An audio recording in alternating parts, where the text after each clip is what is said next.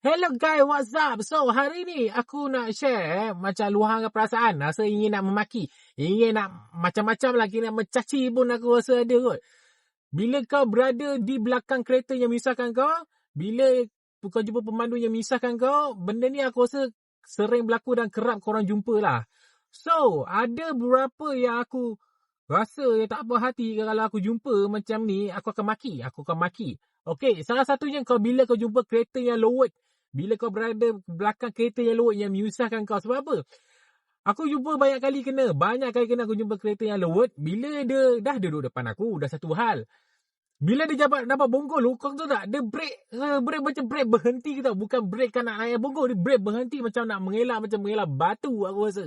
Aku rasa memang macam cilah. Kalau aku rasa nak maki, memang aku jumpa memang macam maki aku horn panjang.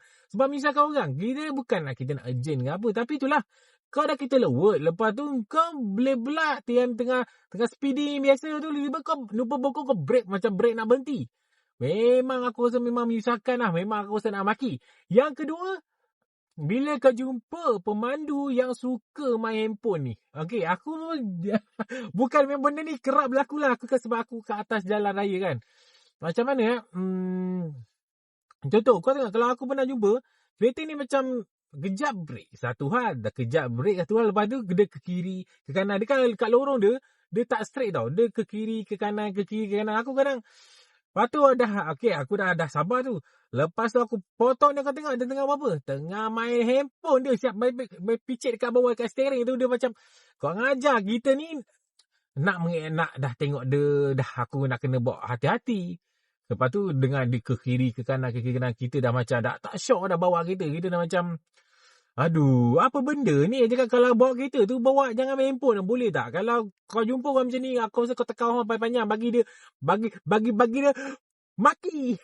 Lepas tu yang ketiga, aku jumpa pemandu dan kereta ni yang tak suka bagi signal. Cuba kau bayangkan, kau dah straight jalan kanan. Kau dah straight, bukan kita buat laju pun. Dah straight jalan kanan ni. Tiba, tak bagi signal, tak bagi apa. Terus masuk lorong kita. Okey, dah masuk lorong, aku rasa boleh bersabar lagi lah. Boleh bersabar.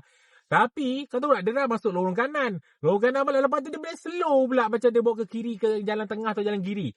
Aku macam, ini ni memang menyusahkan orang lah. Sampai aku kena potong balik dia dah. Aku pun tak tahulah. Malang betul nasib pemandu bila belakang kereta yang macam ini dengan jumpa pemandu macam ni. Serabut. Okey, aku nak tanya korang apa pendapat korang. Kau pernah tak jumpa orang macam ni? Sila komen di bawah. Okey?